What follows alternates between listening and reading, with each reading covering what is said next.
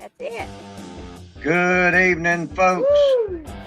Welcome to There Isshinryu he is. today, March 2nd, 2024. Becca, cut that music. All right, March 2nd, 2024. I know. I'm Right trying here. to. It's not.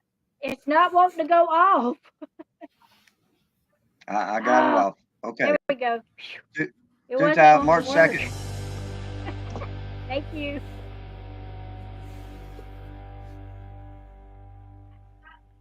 I did not do that. All right, folks, we are live right here on Isshinryu today. I want to welcome you to the program. Thank you for tuning in this evening. It is March 22nd, 2024. We've got a great guest coming on to you. His name's Sensei Mike Oliver from California. I'm going to give a few shout outs and then I'm going to turn the show over to him and we're going to talk about Isshinryu Karate and how it's changed our lives and how it can help yours. The first shout out that I got this evening is to our founder, Grandmaster Tatsuo Shimabuku. Thank you, Tatsuo Shimabuku, for sharing your dream with our servicemen that sacrificed their lives. And then I want to give a shout out to our first generation students that pioneered Isshinryu back to the United States so that all of us could be here. You know, it takes an important role to, number one, for two different cultures to come together. And we see that. And this is something that we can present here on the show at Isshinryu today is two different cultures coming together. We have many different cultures in America today in today's society. And to have those two different cultures come together and share a culture that we would have known nothing about if these students had they could have kept it to themselves and say they could have kept it to themselves and not shared it with anyone. But the founder's dream was to share his culture. And by doing that, he shared his martial arts with the first generation students.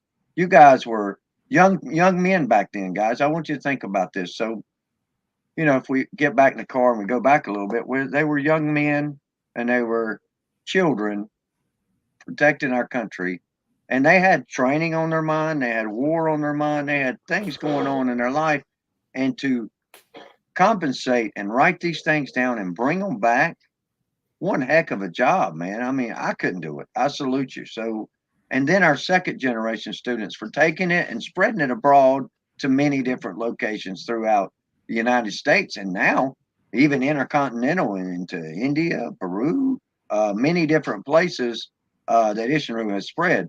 And that's what we wanted to do here on the program is we wanted to spread Isshinryu karate even in the futuristic state because now that we have the things that we have available, the resources we have, like the internet and platforms like this and other platforms as well, we're able to spread this through anyone that has an internet broadcasting system to where they can listen, they can watch, they can download. We want to put that message out there and help further the master stream. So, your first generation students, thank you. Second generation students, thank you. I just want to thank you all for tuning in and helping us spread this word. So, moving on with our shout outs, I'm going to move to Rebecca for our announcements, and then we're going to get Sensei Mike Oliver, which you guys already see him. She's going to tell you a little bit how you can communicate with him tonight, communicate with us tonight, right here on Isshinryu today. Welcome our co-host, Miss Rebecca Forrest. Hey. Oh, hello, hello. It is good to be here. And I had posted, I know in our two Facebook groups, apologize, we're kind of buffering. But I had posted directions as far as how to join and stuff like that. But I know you have to give StreamYard access, and once you give them access, then your name and stuff like that will be able to pop up, especially in the comments. If you go to YouTube and subscribe, we've had some people to say that when they go to our YouTube channel and subscribe, then their name and profile picture will pop up that way as well. Um, and we would like to welcome you, Mr. Oliver, tonight. Thank you for being here. Yeah, my pleasure. Thank you, guys. For our first announcement is the Circle of Masters, which will be hosted by Grandmaster Phil Little. That will be September 14th at 201 East Reed Road in Anderson, South Carolina. That is going to be a wonderful thing to go to. You don't want to miss it. They start out with seminars with all kind of different wonderful instructors. And then after that, we have a fun, friendly competition. And that's really fun too. Um, and that will be September 14th. So also, I was nominated to the American Martial Arts Alliance, the 10th anniversary biography book that they're going to have coming out on August 9th of this year. If you would like to be a sponsor for that, then you can go to fundraiser.com. It's fundrazr.com / Rebecca-Forrest to become a supporter. And with you becoming a supporter, I'm trying hard to make my goal. So once I make my goal, that's an inclusion. My biography is already supposed to be in the book, and for everybody who gets a book, if you will come to the Circle of Masters on September 14th and bring your book, I will personally autograph your book right in front of everybody. um, let's see, and another one is I'm trying to look at my notes. If you would like to be on Isshinryu Today, the podcast, you can either Facebook Messenger us, or better yet, go to our email, which is ishinryutoday@gmail.com. That way you can leave us your name, your phone number, and a short biography, and then we will get back with you as soon as we can, because we would love to have everybody on the show that we can hit. I get nervous doing my announcements, but I believe that's it.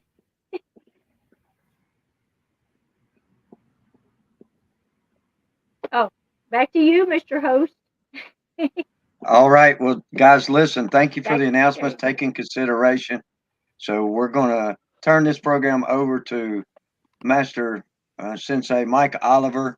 Um, and I want to welcome him to the show. Guys, he's been busy all day. And look at that beautiful dojo in the background. That is outstanding. That's a great setting you got there, sir. And you're coming in Yes. clear. Even if you can't hear yourself, I can hear you just fine with no echo. So you sound good. But Awesome. guys, he's been working his tail off today.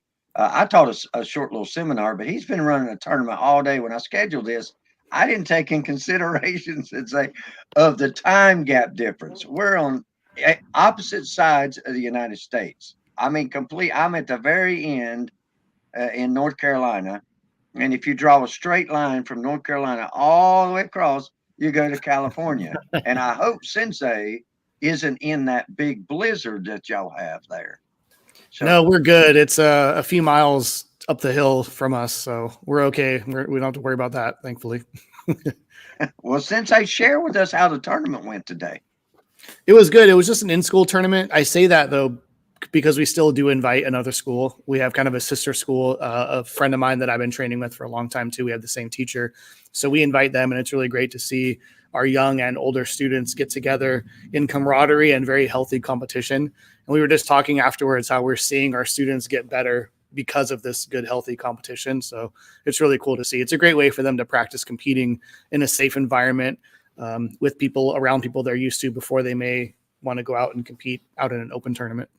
That's outstanding. You know, we do some things like that similar to where we'll have just little inter-school competitions, and they'll train for like a month or two, and then all of a sudden we'll have the blowout. But that's what it's about, guys. Just really learning.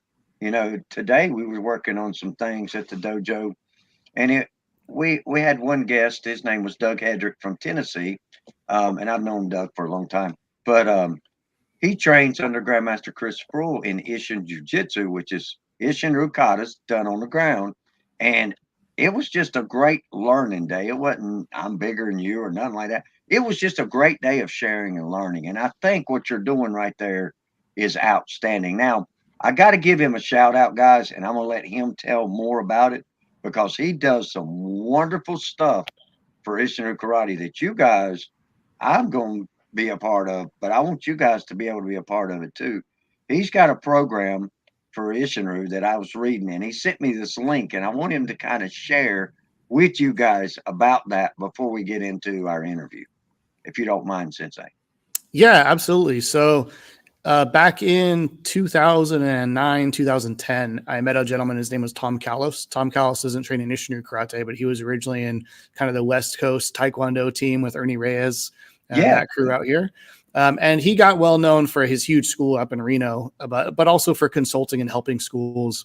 But when I was opening my school, I had this idea, this thought, and it wasn't a great one, but I had this idea that you can't run a successful school, business-wise successful, without kind of selling out.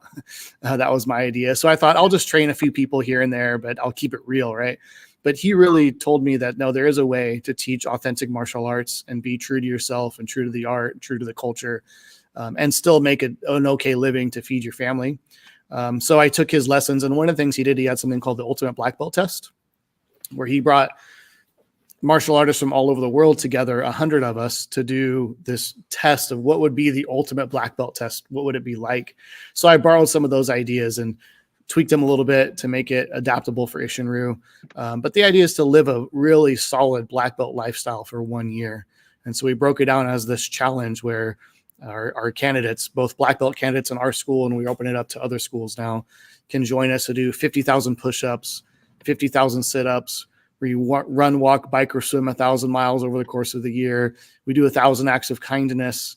We do a community service project, read some books that are related to karate or self-development in some way.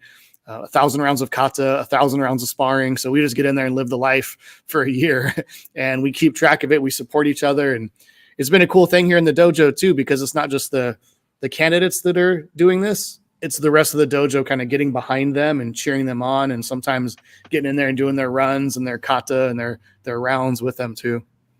That is outstanding. That's what I'm talking about, guys. He's creating something where you can be actively involved in something positive. You know, as we get into our interview, Sensei, what you just said coincides with our journey. You know, we must remember where we come from in order to know where we're going. And when you put things like that together, it reflects back on all the hours of training, years after years after year, and not asking for nothing, but becoming something out of it. And you know, I always tell my students, this isn't about what you earn; it's about what you become. You can earn a brown belt, you can earn a black belt, but it's what you become. A black belt's what you become, and then what you do with that stuff afterwards is so crucial, because got to get ourselves out of the way and get others. That's the important thing. So, Sensei, I'm going to start it off, and I'm going to ask you to do a few things for me. I'm not going to ask you any questions that you don't know, but one thing I want to do is I want to get in the car, and I want to drive this car back into a time machine and let everybody know when you started and who you trained under during that time. Guys, you're going to be amazed. Yeah. If I could rewind a little further back when I was a kid, just because I always wanted to do martial arts when I was younger. Of course, growing up in the 1980s, the Karate Kid and the Ninja Turtles, and I love that stuff. But I also had some bullying kind of issues in elementary school, and was picked on a lot. 4th and 5th grade were pretty tough years for me. And I really wanted to do karate, but my parents couldn't afford it. And it wasn't until I was older, we moved away, and I made some great friends, moved up the hill in a more rural area up in Auburn, California. And one of my friends had been training since he was a young man, since he was like 8 or 9 years old. And finally, when I was 19 and kind of had the motivation, he brought me to the dojo, introduced me to his sensei, and the rest is history, I guess you could say. And that was under Kiyoshi Ron and Dave Jocelyn in Auburn, California. And California is kind of not a lot of Isshinryu out here. I'm jealous a little bit of you guys out on the East Coast, because it seems like if you throw a stone far enough, you're going to hit an Isshinryu school, and you can all share and collaborate. And we don't have that as much out here, unfortunately. Sure. Such a big state. We have probably 5 or 6 schools that are, active and training. You make it up with the weather you have. You do have beaches. Yeah, I am living the dream. That's true. There That's you true. go. I live a block from the dojo. I get to walk to the dojo in my sandals and flip flops. There you go. Well, I'm telling you that's outstanding. And you know what? The platforms that we have now, we can communicate with each other and stay in connection with each other. And the Yeah. thing about this platform, Sensei, is we can stream live your dojo, my dojo, up to 10 dojos at the same time, and people can watch what's going on all over the country at the same time. That's It's amazing. a real gift. Yeah, it's a real gift when you think about karate crossing oceans and cultures and how hard it would have been to get it to cross. But here we are, just like in an instant, able to communicate and share. It's a true gift of the internet. And we really came a long way since like 1956. If you go back Mhm. to the birth date, we're not that old in Yeah. America. And during that time when these gentlemen returned home from the war, um, karate wasn't even here. It wasn't even here.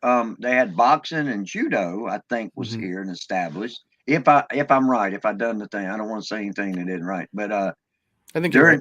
during that time, so karate is under 100 years old here in the United States. So it has really grown and established itself, and that's due to doing the things like you do, the kata challenges, the push-up challenges, the I love the kindness challenge. That is out. That put a smile on my face because that's outstanding, especially in today's society. Things have gotten pretty bad. Yeah. And if we're practitioners of the one heart method or one heart way, I think it's up to us to put that into practice and of what that really means. So if anybody wants Absolutely. to follow the students and candidates, they can go to oneheartchallenge.com. All the candidates are blogging and writing consistently about every week. And so you can follow everybody in their kind of journey through that progress. And that's one heart. I'm writing down. I'm not ignoring. That's oneheartchallenge.com. Yes, sir. Okay, I'm gonna subscribe to that or check that out Yeah. if you don't. Yeah, please do. All right, so we went back in the car a little bit. Let's talk about some of the things that was going on in the dojo during that time. So Yeah. what? So back then, oh, go ahead. Yeah. So what was? That's what I was just gonna say. What was going on? What were they doing? Well, when I first went, he brought me to a graduation ceremony, and he had already gotten his black belt. He was a shodan, but what really stuck with me then was watching him, somebody that I knew, never saw him fight or spar or anything like that. So I knew him as just a gentleman, right, a great friend. But to see him fight, not just anybody, but he was at 19 years old, so still a kid, I think, at that age, right? Yeah. In many ways. He was fighting like a 35-year-old grown man, and not just any grown man, like the biggest person in the dojo. And the way that he did that, and just with a lot of confidence and handled himself well, I thought to myself, I could not only could I do that, I mean, not right then could I do it, but I told myself I could one day do that, and that not only can I do it, but I need that. There was a part of me that just I needed that self-esteem boost, and I knew it was going to come through that hard work of physical training in the dojo. Outstanding. So, were they when you started your first day of training?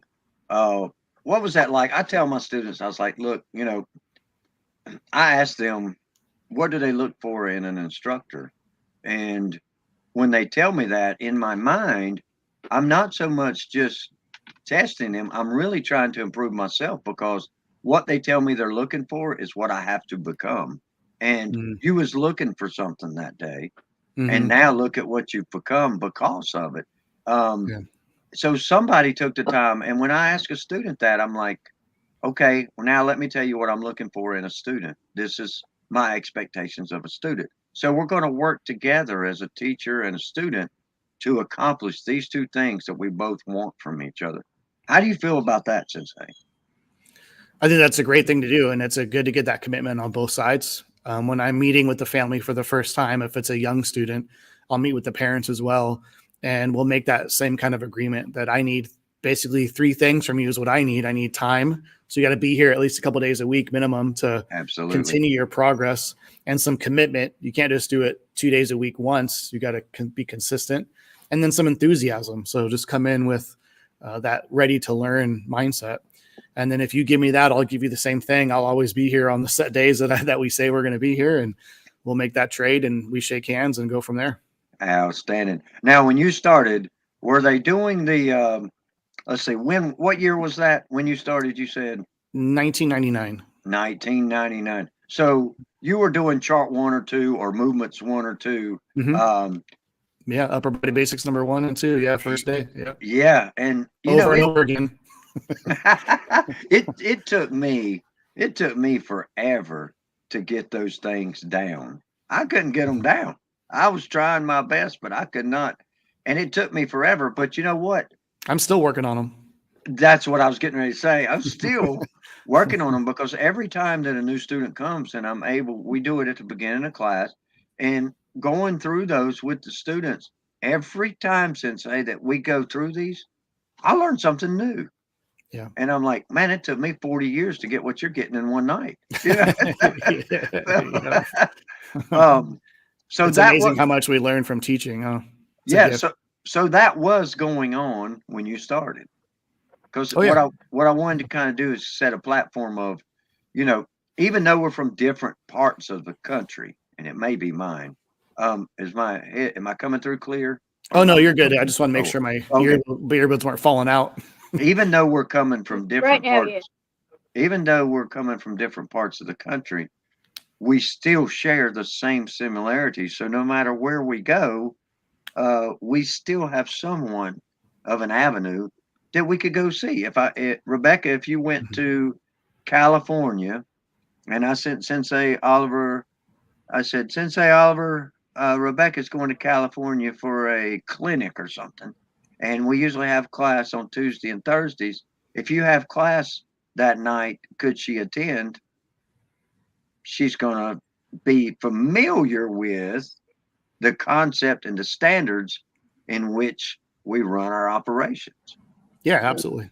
Yeah, the one lucky thing about being in Sacramento, being in the capital, is we do get people that are traveling sometimes from out of state, and they'll come in there. Maybe they're staying for a week because they work in government, or they're visiting another part of California, but they might fly into the capital. And I'll get a random email or text or call from somebody. Hey, I'm coming in from New York, and I see you're in Isshinryu school. Can I come train for a night? Like, heck yeah, let's go. And So, everybody fits right in.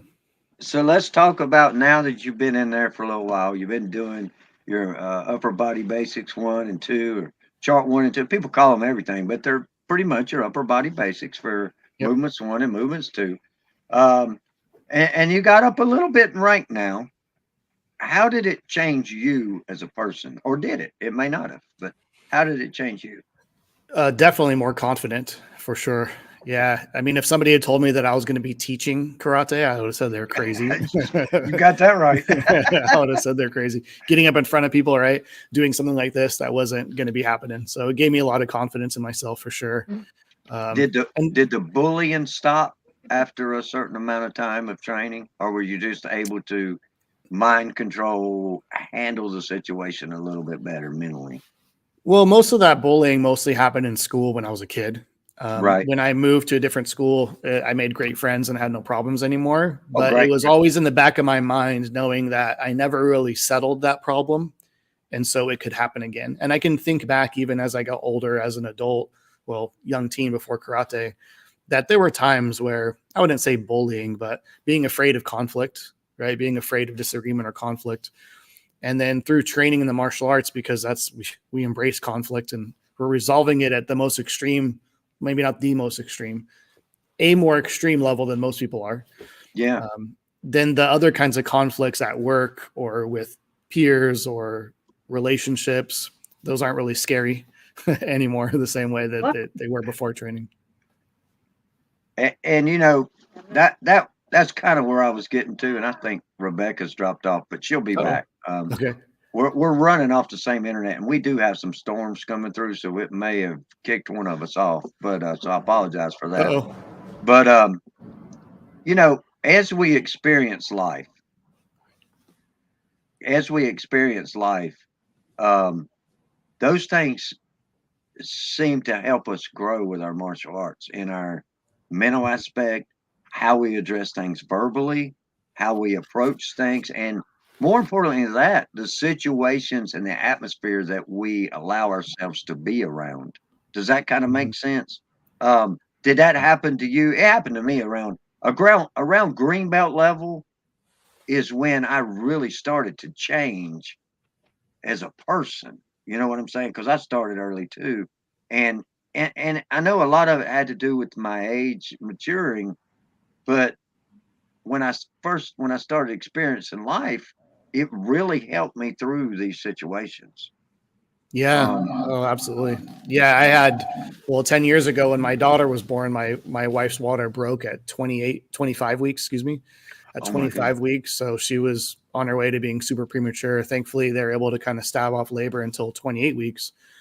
But yeah, she was born at just 2 pounds. It was one of the hardest things going through seeing your loved one, your daughter, in the hospital for months before you can even hold her. Yes, I And can imagine. karate really gave me it gave me a foundation and kind of that resolute spirit that you need to be able to get through something like that, to make decisions, medical decisions with doctors and things of that nature. So when you're under pressure, you can't just buckle, right? So karate That's taught right. me you need to act and still stay focused and move forward. Now, I had a transition in my training, and I knew then at my green belt level, it hit me then. That's when it hit me that I wanted to give this to others. It Mm-hmm. hit me. I was like, you know what? I want to become a teacher. I don't, the belt didn't matter. I wanted to make a difference in someone else's life. At what rank did that happen to you? So my first sensei was always around and on the floor, but he didn't always teach every single class. In fact, most of my early classes, white, yellow, kind of those beginner ranks, were taught by um, Mrs. Wright. She was a brown belt at the time. She wasn't even a black belt yet. And she said something to me one day. I think I demonstrated Seisan Kata or something. And she said, I was really impressed with that detail and the way you listen. You're going to be a great teacher of karate one day. And that must have been the right thing at the right time because that completely shifted gears of my mindset. And Yes, when I went to class the next day, I wasn't thinking about doing karate for myself. I was listening as if one day I might teach this. So I got to listen extra well. And it changed the way I listened to my teachers. I was listening to everything they said, even if it was to somebody else, because I was trying to listen in on how are they teaching and conveying the message. And so that I think that was a big change. It was actually somebody else said in about me. that's outstanding. That is that's phenomenal because that's kind of the same thing that happened to me. You know, I was I'll tell you a little story. I was fighting on the NBL circuit, the National Black Belt League Mm-hmm. circuit, and I was Yep. sponsored by Team Budweiser. And this was after I got my black belt. And I was out there fighting, and I fought, and I won. And I come down off the stage, and I went through the crowd, and there was a little boy wearing my jersey. He had a shirt that had Forrest Team Budweiser. He was 12 years old, and that broke my heart. I Oh asked yeah. him, I said, "Look, I will give you another shirt because it hit me that day. What kind of example am I setting for these children? Mm-hmm. Am I encouraging them to drink alcohol? And Yeah. if you drink, that's fine. I'm not saying it is, but for me to be publicizing that, I was wanting him to see my art and what I was doing versus what I was advertising. Okay, Yep. so I lost my contract because I said I'm not going to be with this team anymore, which is fine with me. Then I lost money, but at that age, it didn't matter. You know what I'm saying? I was young. So, but I had to change that about myself. And that's what I think about the martial arts does is it shows you your weaknesses without you even knowing it. And it makes your weaknesses your strengths. And, Mm-hmm. I guarantee you, we experience things for a reason. And you experiencing being a bully was something that you had to go through and endure in your life because I guarantee you somebody else in this world has been bullied and you can help them through that on how you handled it. And Yeah. that's the marks of, because that's something that stays with you for a lifetime. You don't never forget things like that. Mm-hmm. And once the kid's exposed to it, the damage is done. So how do they handle it is the key factor there. Would you agree, Sensei? Absolutely. Yeah. And of course, that's a big part of what we do in our school. I know many schools do, right? Helping kids deal with bullies. I was lucky to be able to be trained in verbal judo, same thing that's taught to police officers. So we try to use that same system of verbal de-escalation for kids to give them not only the physical tools to handle themselves, but once they have that physical confidence, then they can also use the verbal skills as well to hopefully resolve this problem on their own without needing not only not to get physical, but also not needing to get help from parents or teachers. When you can resolve the conflict on your own, it's really empowering. Absolutely. And I'm telling you, and that's what you get when you come to not every dojo. I can say that. I've seen some that, whew, but the majority, I mean, they have the right intentions for the children. Mhm. So Sensei, back in that time, we're about halfway to now. Well, no, we're not even halfway. What was your black belt? What was that like?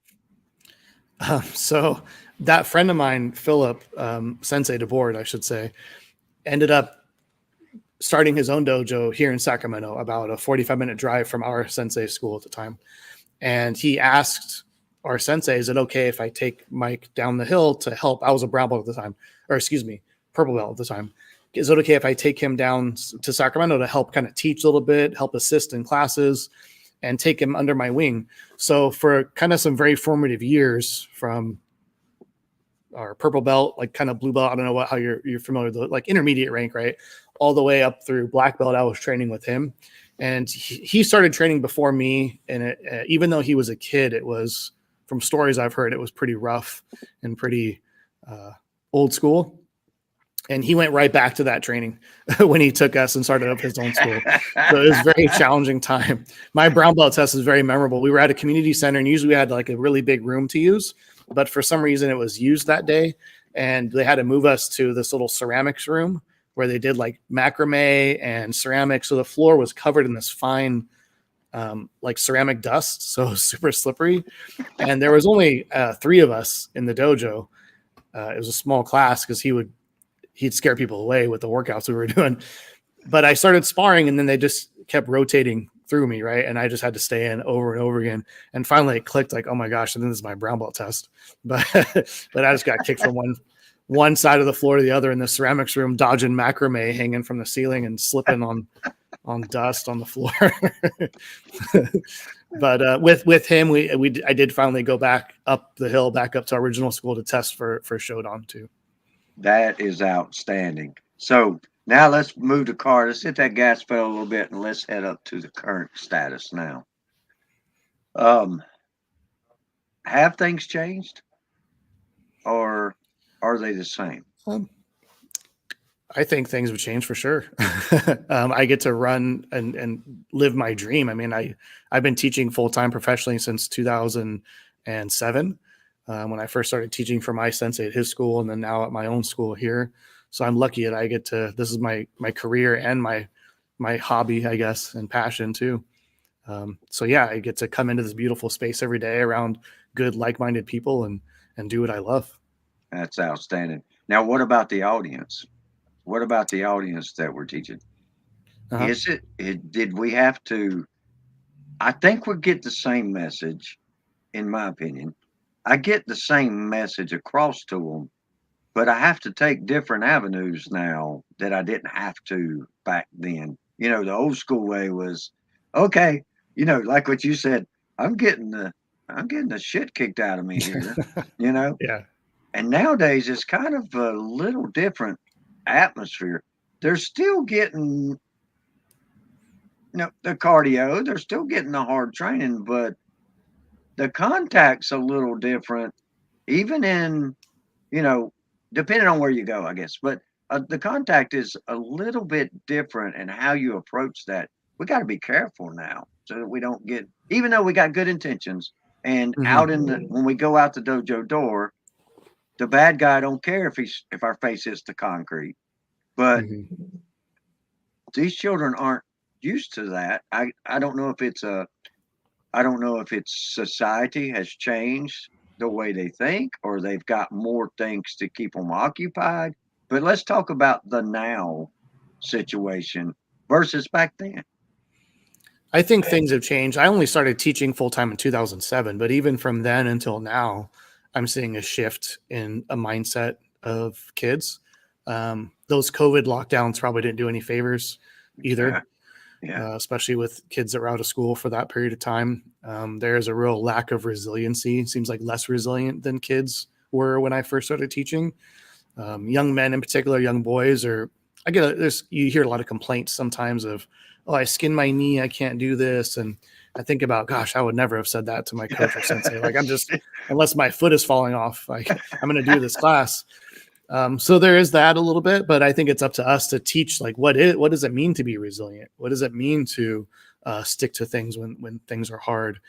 And yeah, I mean, I see it as an extra challenge. How can I convey the importance of this? What are they going to get out of this by becoming more resilient and mentally strong? And the reason I said all that, and I'm asking you questions that you had lived. I don't want to ask you because there's no wrong or right answers here, folks. It's all our life experiences, and I think we had to experience these so that you know we got a saying on the show. We must remember where we come from in order to know where we're going. Some of that stuff that we remember was probably not things that we want to carry with us, but we learn from it. And that was the good out of the bad. And teaching these students nowadays, they've got so many avenues. For example, like you said, the COVID thing, everything was ease of access because it was at home. You was getting schooled at home. You was getting, yeah, if you wanted to go to the bathroom, go to the bathroom. You want something to drink, you could get it right then and there. And so the platform of standardization was kind of open up the window and throw it out. And when they and or the structure, and then when you come into a dojo, you see all these rules, all these things you can and can't do. It can be overwhelming to a child that grew up during that time. Especially if they're 5 or 6 or 7 years old, or 8 or 9, even. I'd say, well, yeah, 10 or 11. But even at that age, it can be a dramatic change. So, being as instructors that we live through these things, we can understand how to navigate around these things, which can evolve our style and evolve our training into an acceleration level that maybe the first generations could not do, or maybe some of the second generations could not do. But we're able to do that because we got to see so many changes during our life. Does that make sense? Absolutely. Yeah. And there's more research available to us on neuroscience, how the brain works, how we learn, all the research that's been done in athletics and coaching, technology. We have so much more information at our fingertips, the ability for you and I to connect right now and share. We can connect with the greatest martial arts teachers in the world that are great at teaching children and actually learn from them instead of trial by fire and trying to figure out this works through failure like many schools had to do in their earlier days when teaching kids was a brand new thing. Yeah, when we went to the Zoom classes during COVID, we about lost everything.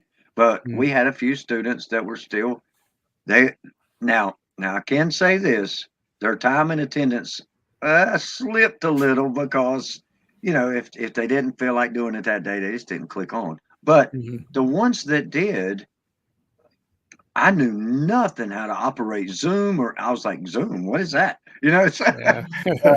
But teaching on that was a challenge for me, but I'm glad I did it because it really helped me. It really did because it makes us better teachers. it really does. Because the first thing I think that got me, Sensei, was when I threw a punch and I was like, wait a minute, am I doing the wrong hand here? Oh, But yeah, it's mirrored. It was so backwards. It took me forever. I was like, oh my God, I got to go back and fix that. And Rebecca said, no, honey, it's the way the camera. And I'm like, really? Okay. So, and I got onto a student, since I said, your patch is on the wrong side. Because I was like, your patch is on, it wasn't on there last week. Has that thing always been on that side? And she said, honey, it's the camera thing. And I'm like, oh, thank God. I said, I thought his whole heart moved from one side of his head to the other. So how can we use, and that was my next question to you, Sensei, and then I'm just going to let you cut loose and talk. We might get into some self-defense talking, or maybe some questions and answers from the audience. How can we take these things that we've got. We went to the past, we got to the present. How can we take all this and propel ourselves to the future? And what do we need to do to propel ourselves in the future? That's a loaded question. I'm sorry. No, it's a good one. It's a good one though. Now I train with Hanshi Chris Chase under Sensei Uezu, right? Oh, awesome. And Yeah. having that connection to Okinawa is important, I think, to still try to keep. One of the things we're doing at the One Heart Challenge, it's not on the website yet, but it will be soon. There's a place here in California called the Wakamatsu Farm. The Wakamatsu Farm is actually, it's really close to here. It's the first and only, as far as we know, only attempt at a settlement from samurai family from Japan. They sent him right when the emperor was trying to, hey, let's reach out to the West and try to learn some things. Let's go colonate the U.S. So they started a colony to grow rice here in the foothills, but it's not the best environment to be growing rice in, because they were up in the mountains almost in a way. They want to be down the valley, right? So they gave that up and started doing tea. So it became the Wakamatsu Tea Farm. Anyway, this site is now a cultural kind of heritage site. The first Japanese American is buried on that site, on that property. And there's a sister site in Japan as well. And so it's a cultural exchange program that the U.S. has with Japan. So our team's gonna get together and do some community service work at the Wakamatsu Farm, painting and ditch digging and all that kind of stuff is one of our community service projects. But the goal being really to take these things that we talk about, compassion and respect for others in our community, take these concepts out of the dojo and into the world. I kind of liken it as if we were to get together, the three of us, and we can talk like we are now, but we can talk about punching and kicking and technique and details and maybe learn a little bit. But at some point, we got to get out there and hit the bag and spar and make it move, right? And I think it's the same thing with compassion and respect and courtesy and self-discipline. All the codes of the Bushido and all the codes of Isshinryu, we got to go out there and put them into practice, not just talk about them. And that's something I'd like to see. I'd like to challenge more people in Isshinryu to do that and then share with each other the things that they're doing so we can support each other in that. I think that is fabulous. That is outstanding. And what was that website again? You said it's up in yeah, oneheartchallenge.com. One Heart Challenge. Oh, I've already got that one. Is that the one where they've got the cultural farm? Oh, the farm is the Wakamatsu Farm. Wakamatsu. Okay. And is that something that you can order products off of yet? Or you know what, you can buy things from there that will support them. They do a lot of cultural demonstrations from Japan, and they have some books and some T-shirts, things like that you can order to help support their work. Absolutely. That is fabulous. I commend you on that because, I've been trying to find a way, and I'm really big on the Bushido codes. As you can tell, I built the show on the 8 codes of Isshinryu, and then we talked about code number 1. And then we're going to do live interviews, but we're going to get through all 8 codes. But, as we were talking on the last show, the compassion and how we communicate that compassion is the key to everything. That compassion and that communication is unbelievable. And that's what we've got to have for this to thrive and accelerate. I like something Sensei said earlier in the program, well, just a few minutes ago, was, we've got the past.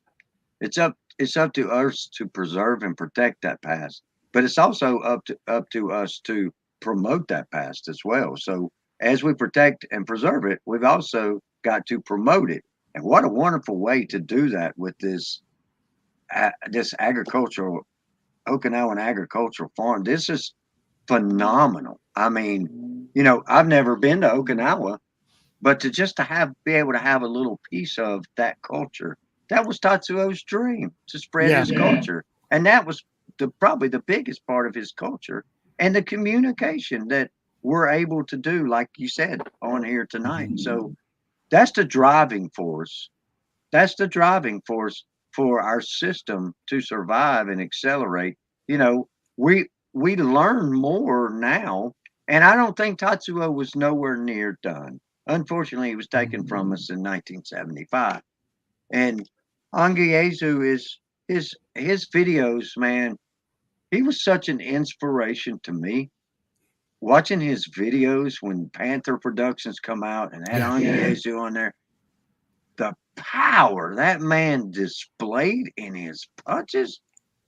My people, if you've never seen it, check it out. I mean, I'm sure it's all over YouTube now, but I've got the videos and I watch them, and the way he moved, it was something that I wanted, Sensei. I mean, I started, you'll see people that fake and tremor their hand when they punch. No, his was done. He didn't have no, he didn't have no choice but to shake because of the power he was generating into that punch. And it's sad to see. I see the pictures of him now, and it's sad to see that. But you know what? He still has compassion, because if you go see him, I talked with Andy Salone, who was over in Okinawa. He's in the Navy, and he said he went and visited him, and he was just so happy to see somebody, and just the compassion that he shared through what he had done in the past. And he is still accelerating.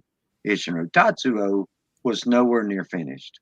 He was taken early from us, and I think the system would have evolved even bigger than it is now, and probably better than we could have ever done it.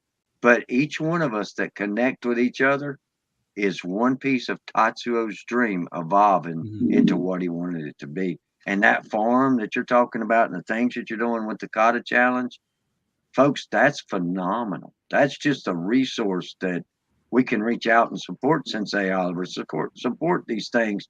He's working his tail off. We need to get in there and help him work, and Chris Chase, love that guy, man. You guys are great, man. I mean, it's just great. He's a great teacher too. He really helped me take my kata, especially sparring to a higher level. Speaking of the videos, I was able to work with Century. I was kind of became friends with one of the executives there.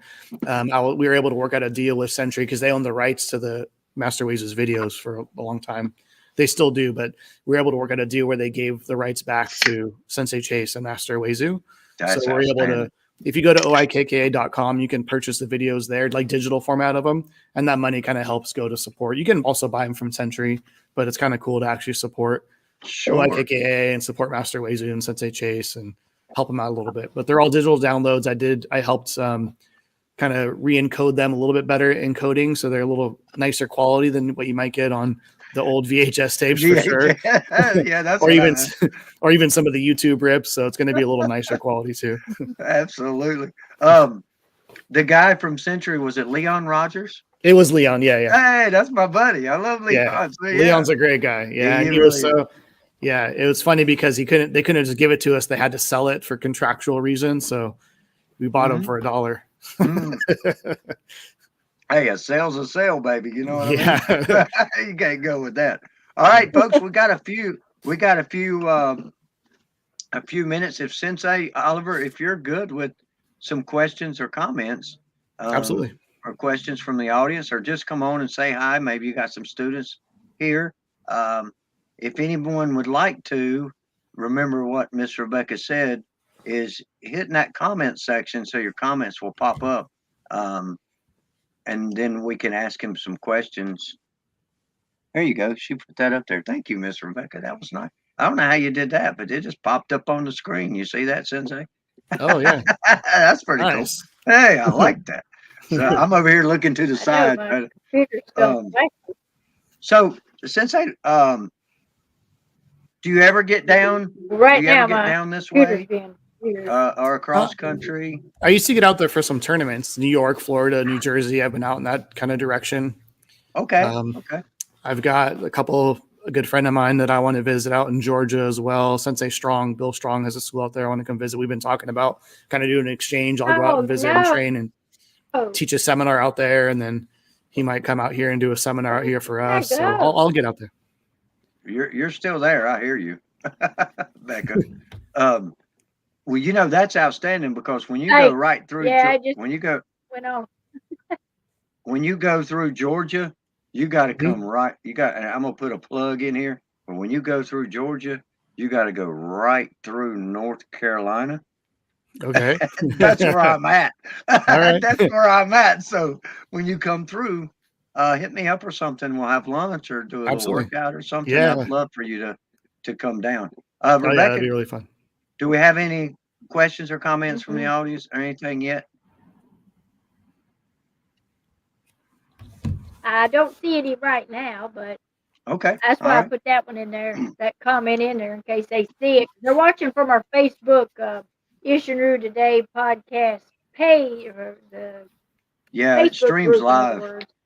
So they're Streams watching live from on that too. So it streams live on many different platforms. Facebook and So our YouTube. Great. Sensei, we've come to the time of the program to where we're going to be quiet and let you tell the audience anything that you would like to tell them about Isshinryu, about yourself, advertising. This is the last 10 minutes of the show is yours, and you can do with it what you want. You can talk about bunkai or whatever, but just put your message out there for everybody, Sensei.